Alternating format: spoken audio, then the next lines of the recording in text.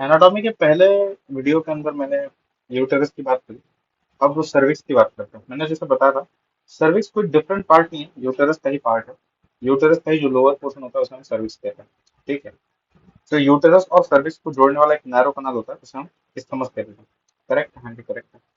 लेकिन अब सर्विक्स को हम अलग से क्यों पढ़ रहे हैं, सर्विक्स के एनाटॉमी हम अलग से पढ़ेंगे, ये इसलिए है क्योंकि सर्विक्स हालांकि आपका पार्ट तो यूटेरस का ही, लेकिन इसकी एनाटॉमी थोड़ी सी अलग है, इसलिए हम इसको अलग से पढ़ते हैं।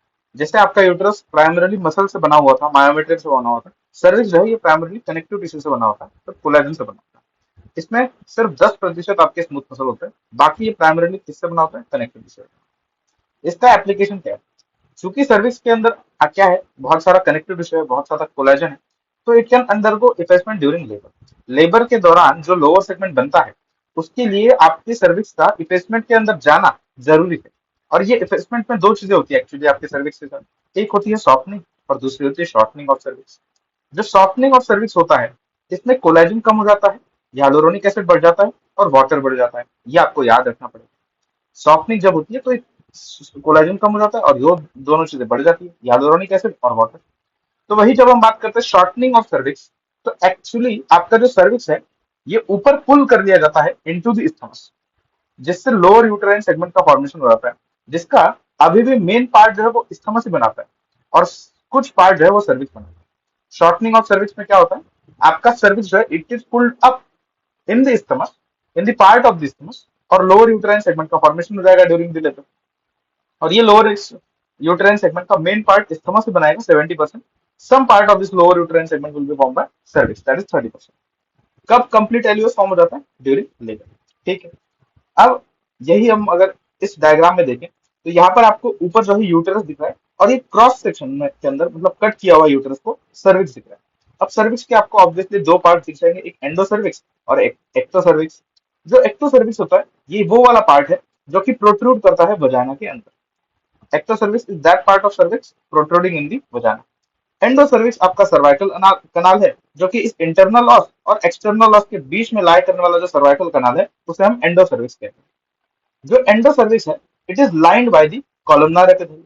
तो वही जो एक्टो सर्विक्स है, it is lined by the squamous epithelium. देखो ये याद रखने में कई बार कंफ्यूजन होता है, तो आप इसे ऐसे याद रखिए कि वजाइना जो है, ये जो आपका वजाना है पूरा, ये जो है it is lined by the squamous epithelium. और ये याद रखना इजी है, क्योंकि वजाइना आपका बेसिकली म्यूकोजा है, मतलब बाहर सबसे बाहर का म्यूकोजा है। तो आपके सारे जो बाहर की म्यूकोजा होते हैं ना, जैसे मुंह का म्यूकोजा, रेक्टल म्यूकोजा, अनल एनल म्यूकोजा, वजाइनल म्यूकोजा, ये सारे स्क्वामस एपिथेलियम से लाइंड होते हैं। तो ये तो आपको पता होना चाहिए कि वजाइनल म्यूकोजा जो यहाँ पर होगा, वो आपका स्क्वामस एपिथेलियम से लाइंड होगा। तो उसके पास का जो सर्विक्स होता है, दैट इज एक्टो सर्विक्स, वो भी आपका स्क्वामस एपिथेलियम से लाइंड होता है। बाकी अगर स्क्वामस एपिथेलियम से आपका एक्टो सर्विक्स लाइंड है, तो एंडो सर्विक्स से आपका कॉलमनर एपिथेलियम लाइंड होगा। ठीक है। फिर हम बात करते हैं कि इन दोनों एपिथेलियम के बीच में एक ट्रांसफॉर्मेशन जोन होता है, जिसे हम स्क्वामो कॉलमनार जंक्शन भी कहते हैं, जहां पर आपके दोनों कॉलमनार एपिथेलियम स्क्वामस एपिथेलियम एक दूसरे को मिट करते हैं। This is the most common site for the pre invasive and the invasive lesions of the cervix. ठीक है, ठीक है। फिर हम बात करते हैं आपके कि हमको परस्पेक्युलम एग्जामिनेशन में कैसे दिखेगा। मैंने आपको पहले भी बताया था कि परस्पेक्युलम एग्जामिनेशन में आपको दो चीजें दिखती है। ये दो चीजें मैंने क्या बताई थी, एक तो ये हरे कलर से मैंने मार्क किया हुआ पूरा एक्टो सर्विक्स आपको देखने को मिलेगा, और ये दूसरा आपको एक्सटर्नल लॉस। एक्टो सर्विक्स और एक्सटर्नल लॉस, ये दो स्ट्रक्चर्स है जो आपको परस्पेक्युलम एग्जामिनेशन में देखने को मिलेंगे। अब और क्या एडिशनल चीजें जो है आपको देखनी है किसी भी परस्पेक्युलम एग्जामिनेशन के दौरान, वो समझाता हूँ। यहाँ पर ये जो आपकी डॉटेड लाइन है ना, ये है ओरिजिनल स्क्वामोकोलमनार जंक्शन। ओरिजिनल स्क्वामोकोलमनार जंक्शन मतलब प्यूबर्टी के टाइम पे स्क्वामोकोलमनार जंक्शन की जो पोजीशन होती है वो यहाँ पे होती है। ठीक है। ओरिजिनल लेवल जो होती है आपके स्क्वामोकोलमनार जंक्शन की प्यूबर्टी पे, ये होती है जो हमने डॉटेड लाइन से मार्क की हुई है। क्या होता है प्यूबर्टी पे? प्यूबर्टी पे एक्चुअली जो इनर पार्ट है आपके सर्विक्स का, जिसे हम एंडो सर्विक्स भी कहते हैं, ये बाहर मूव करता है। क्या करता है? बाहर मूव करता है। और जैसे ही ये बाहर मूव करेगा, it will be expose to the vaginal pH. और वजाइनल पीएच को एक्सपोज होते ही जो कॉलमनार एपिथेलियम था आपके एंडो सर्विस के अंदर, वो कन्वर्ट हो जाएगा into this squamous epithelium due to metaplasia. ठीक है, क्लैरिटी।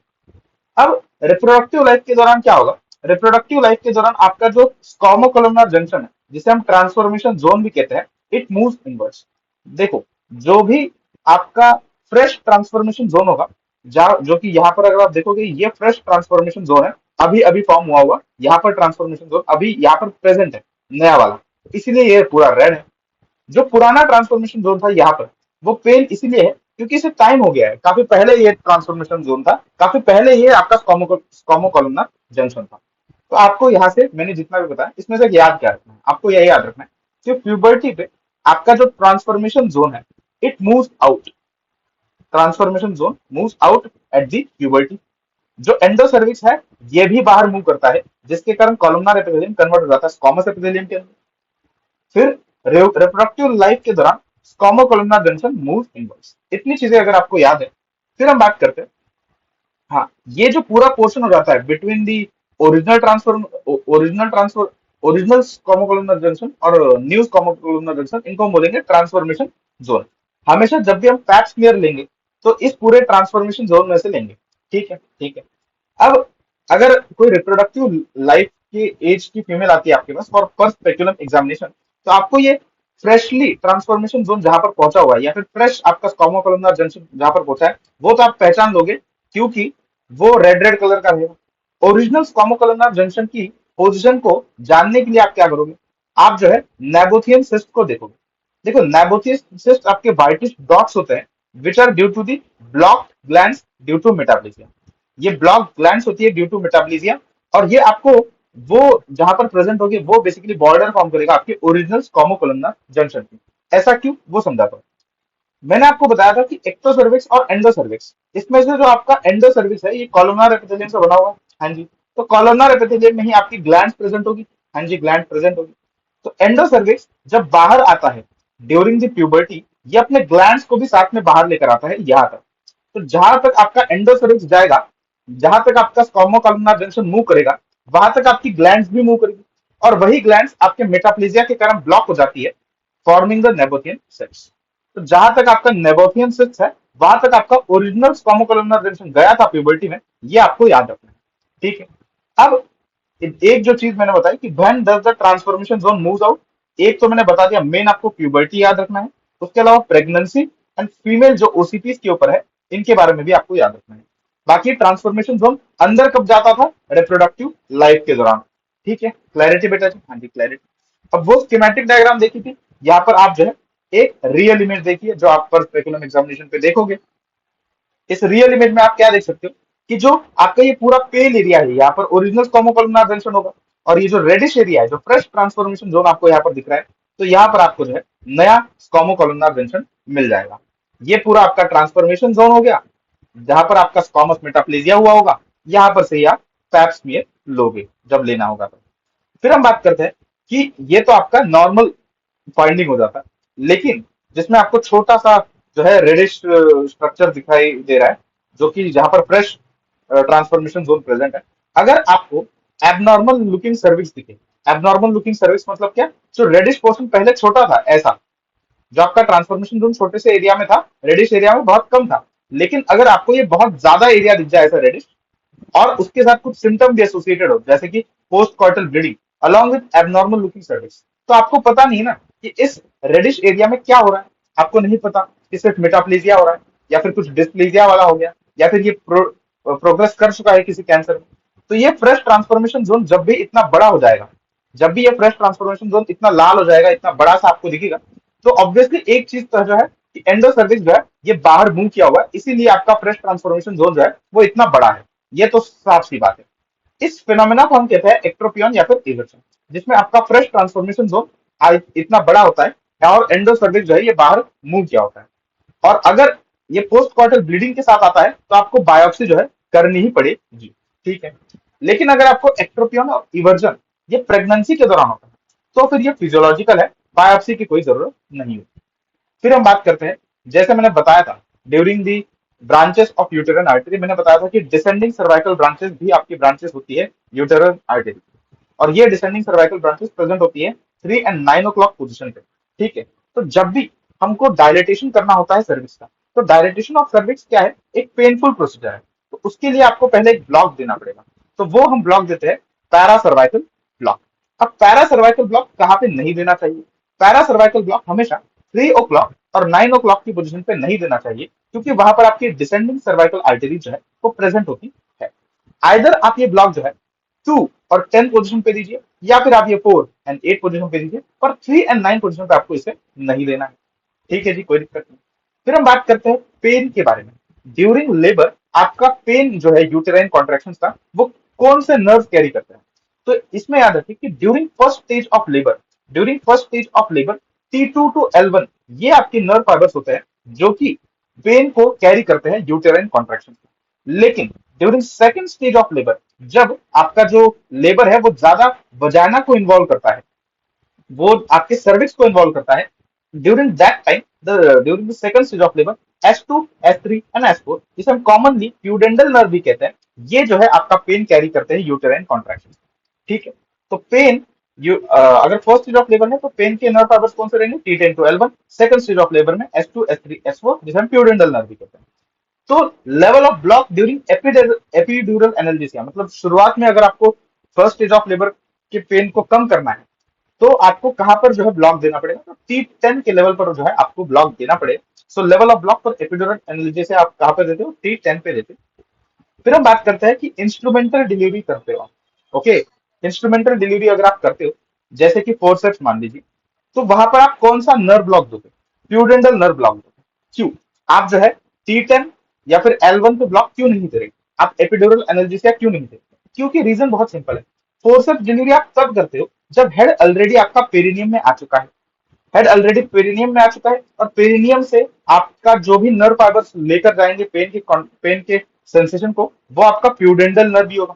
ठीक है, और प्यूडेंडल नर्व के बारे में आपको एक और बताऊं मुझे कि it is present in relation with the ischial spine and is present behind the sacrospinous ligament. इसीलिए जब भी आपको अप्रोच करना होगा प्यूडेंडल नर्व को, इसे ब्लॉक करने के लिए आपको इस सैक्रोस्पाइनस लिगामेंट को जो है पियर्स करके जाना होगा। और आप जो है प्यूडेंडल नर्व को जब भी ब्लॉक करते हैं तो सेंसरी सेंसेशन को ब्लॉक करते हो only from the posterior perineum. ये भी आपको याद रखना है, सेंसरी सेंसेशन को आप ब्लॉक करते हो only from the posterior perineum.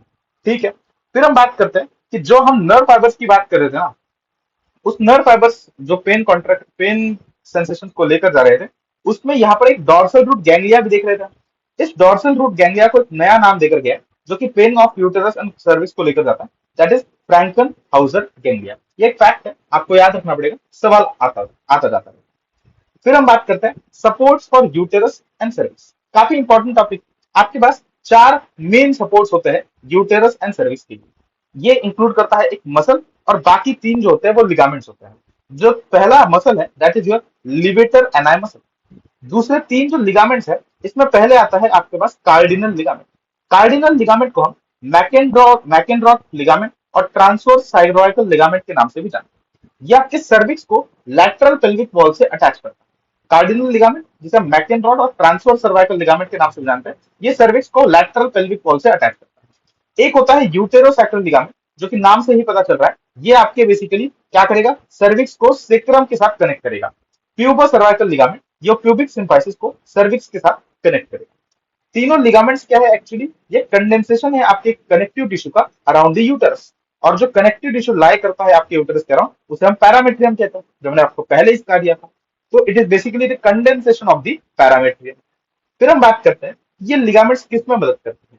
Ligaments मदद करती है to maintain the uterus in the position. जिस पोजीशन में यूटेरस अभी है उसी के मेंटेन करने के, उसी पोजीशन में रहने के लिए आपकी जो लिगामेंट्स है ये मदद करती है। ठीक है, क्लैरिटी। फिर हम बात करते हैं आपके लिवेटर एना मसल के बारे में। सबसे पहले देखो, जो लिवेटर एना मसल होता है ये 3 मसल से मिलकर बना होता है, या फिर आप बोल सकते हो कि 2 मसल से मिलकर बना होता है। एक होता है इलियोकॉक्सिडियस, जो कि सबसे लैटरली यहाँ पर आप देख सकते हो, ये आपके इलियोकॉक्सिडियस है, और इसके अंदर जितना भी ये वाला सेगमेंट है ये आपका प्यूबोकॉक्सिडियस होता है। लेकिन कुछ बुक्स ये मेंशन करती है कि प्यूबोकॉक्सिडियस के अंदर के ये जो स्लिंग फाइबर्स है, जो कि बेसिकली आपके अनाल ओपनिंग और वजाइनल ओपनिंग के अराउंड प्रेजेंट है, उनको हम कहते हैं ट्यूबोरेक्टाइलिस। वो उस कुछ बुक्स जो है इस ट्यूबोरेक्टाइलिस को अलग मसल कंसिडर करती है, और कुछ बुक्स जो है इस ट्यूबोरेक्टाइलिस को इनर फाइबर्स ऑफ ट्यूबोकॉक्सिडियस कंसिडर करती है। इनर फाइबर्स कंसिडर करती है ट्यूबोकॉक्सिडियस की, जो कि एक स्लिंग बनाते हैं around the vaginal hiatus and the anal hiatus and the anal opening. Correct, ठीक है। हमेशा ये याद रखना है आपको कि जो कॉक्सिडियस मसल है, जिसे हम स्टीरियोकॉक्सिडियस भी कहते हैं, it is never a part of levator ani, it is not a part of levator ani. ठीक है, तो लिवेटर एनाई के अंदर 3 कंपोनेंट्स हैं, इलियोकॉक्सिडियस, ट्यूबोकॉक्सिडियस और प्यूबोरेक्टाइलिस। प्यूबोरेक्टाइलिस इनर फाइबर्स होते हैं प्यूबोकॉक्सिडियस। फिर हम बात करते हैं कि जो प्यूबोकॉक्सिडियस है इसका क्लिनिकल एप्लीकेशन क्या है कि ड्यूरिंग एपिजियोटोमी, एपिजियोटोमी के दौरान आप प्यूबोकॉक्सिडियस के ही फाइबर्स को कट करते हो लिवेटर एनाई, मतलब लिवेटर एनाई में आपके कौन से फाइबर्स को कट किया जाता है ड्यूरिंग एपिजियोटोमी? प्यूबोकॉक्सिडियस फाइबर्स को कट किया जाता है। फिर हम बात करते हैं कि tear of which fibres can lead to prolapse. तो प्यूबोरेक्टाइलिस के अगर फाइबर्स का टियर हो जाता है they can lead to prolapse. अगर प्यूबोरेक्टाइलिस और प्यूबोकॉक्सिडियस ये दोनों ऑप्शंस के अंदर प्रेजेंट है तो प्यूबोरेक्टाइलिस अगर मार्क आप कर दोगे, अगर सिर्फ प्यूबोकॉक्सिडियस प्रेजेंट है तो आप सिर्फ प्यूबोकॉक्सिडियस मार्क करोगे।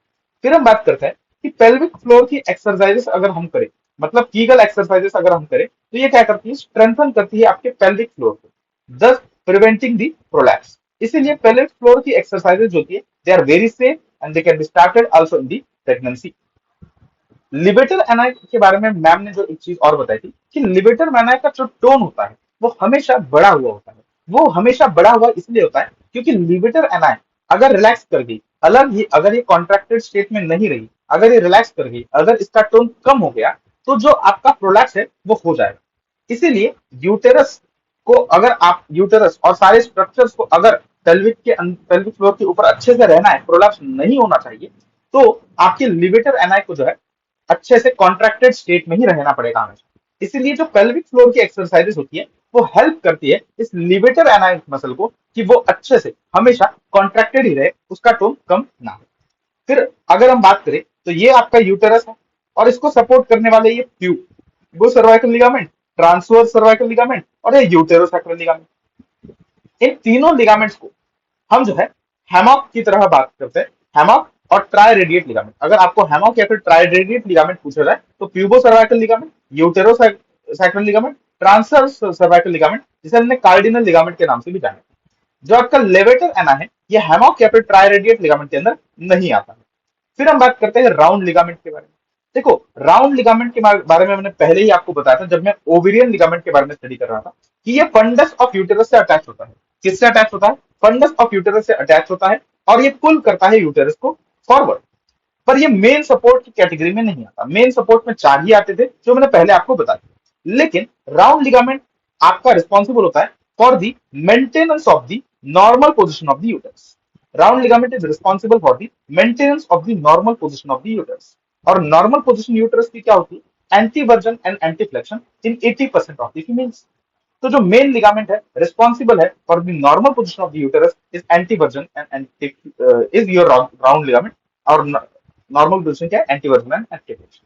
अगर आपको ऑप्शन में दो ऑप्शन दिए जाए कि this two are basically responsible for the maintenance of normal position और इसमें दिया जाए कि round ligament plus tubo cervical ligament, round ligament plus triradiate ligament, तो आपको मार्क करना है round ligament plus uterosacral ligament, जिसमें से मेन आपका क्या है? राउंड लिगामेंट ही है responsible for maintenance of the normal position of the uterus.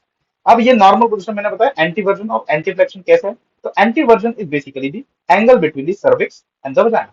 जो आपका ये सर्विक्स है और वजाना है इसके बीच का जो एंगल होता है ये एंटीवर्जन कहलाता है। एंटीफ्लेक्शन क्या होता है? और ये 90 डिग्री का होता है। एंटीफ्लेक्शन क्या होता है? एंटीफ्लेक्शन इज बेसिकली जो बॉडी है आपके यूटरस की और जो सर्विक्स है इसके बीच का जो एंगल होता है दैट इज योर एंटीफ्लेक्शन।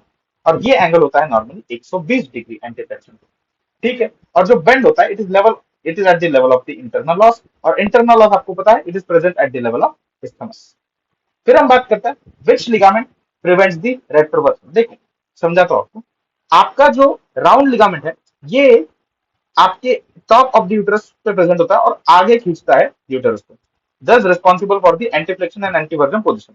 तो वही जो आपका यूटेरोसैक्रल लिगामेंट है ये सर्विक्स पे अटैच होता है, सॉरी ये सर्विक्स पे अटैच होता है और सर्विक्स को ऐसे पीछे खींचता है, thus again resulting into the antiversion and anteflexion position of the uterus।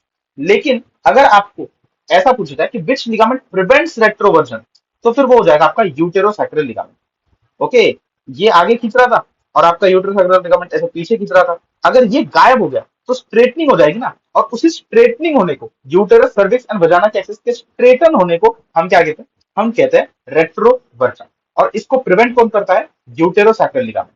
ठीक है। फिर हम बात करते हैं in 20% of the women there is physiological retroversion and retroflexion. अब आपको पता कैसे चलेगा कि इस फीमेल के अंदर जो रेट्रोफ्लेक्शन और रेट्रोवर्जन है यूटेरस का, ये फिजियोलॉजिकल है या फिर किसी पैथोलॉजी के कारण है।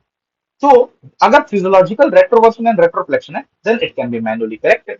लेकिन अगर फिक्स्ड रेट्रोवर्जन है जो मैनुअली करेक्ट नहीं हो सकता, तो उसका रिस्पॉन्सिबल जो है कुछ पैथोलॉजी है। और ये पैथोलॉजी हो सकती है आपके अडेजन्स। अडेजन्स एंडोमेट्रियोसिस के अंदर भी प्रेजेंट होता है, पेल्विक इंफ्लेमेटरी डिसीज के अंदर भी प्रेजेंट होता है।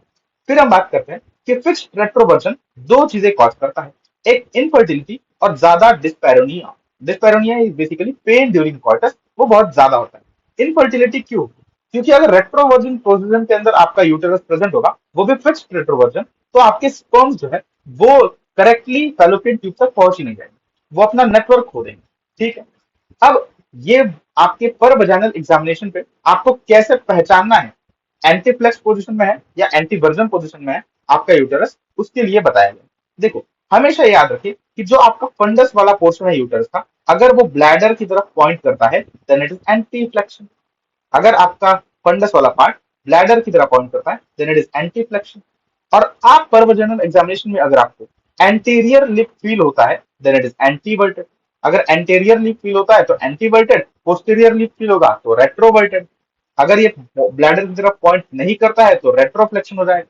जैसे यहाँ पर आप देख सकते हो, it is not facing towards the bladder, it is not pointing towards the bladder, it is pointing against, तो ये रेट्रोफ्लेक्शन हो गया। लेकिन जब आप परवजनल एग्जामिनेशन करने गए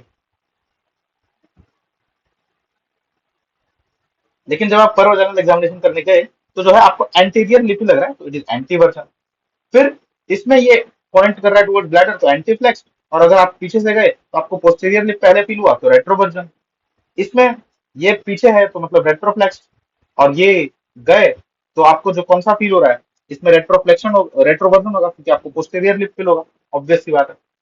फिर हम बात करते हैं कि कौन सा लिगामेंट आपका सपोर्ट नहीं होता है। तो brown ligament is, sorry brown नहीं, broad ligament is not a support for uterus and cervix. It is the only fold of peritoneum which is present on either side of the uterus. इसके दो leaves होते हैं, एक, और इन दोनों lips के बीच में एक बहुत सारा कनेक्टिव टिश्यू होता है जिसे हम पैरामीट्रियम भी कहते हैं। कंटेंट्स कौन कौन से होते हैं ब्रॉड लिगामेंट के? Round ligament, FT, fallopian tube और ओवेरियन लिगामेंट, ये तीनों तो आपको टॉप ऑफ द यूट्रस पे प्रेजेंट है। तीन आपके बेसिकली एपोफोरन, पैराफोरन और गार्टनर्स डक्ट है। ये तीनों कहां पर प्रेजेंट है? ये आपके वॉल्फियन डक्ट के रेमनंट्स है। और ये तीन आपको याद रखने पड़ेंगे, uterine artery, branch of ovarian artery, connective tissue. ये सारे रेट्रोपेरिटोनियल स्ट्रक्चर्स है जो कि आपके ब्रॉड लिगामेंट के कंटेंट्स है। फिर हम बात करते हैं कि ओवरी एंड यूरेटर, ये कंटेंट्स नहीं होते हैं ब्रॉड लिगामेंट के। ओवरी जो होता है it is connected to the posterior leaf of the broad ligament via peritoneal fold, जिसे हम कहते हैं मेसोवेरियम। तो वही जो यूरेटर है ये कंटेंट तो नहीं है, पर ये मेडियल बाउंड्री जरूर फॉर्म करता है आपके ब्रॉड लिगामेंट की। फिर ये एक स्कीमेटिक स्कीमेटिक क्या, इसमें मतलब सर्जरी के दौरान का लिया गया फोटो है, इसमें सारे स्ट्रक्चर्स मार्क्ड है, आप अच्छे से इसको पॉज करके देख सकते हैं। खत्म करते हैं आज के लिए। अगले इसमें फिर से एनाटॉमी पढ़ेंगे, फैलोपियन वगैरह की।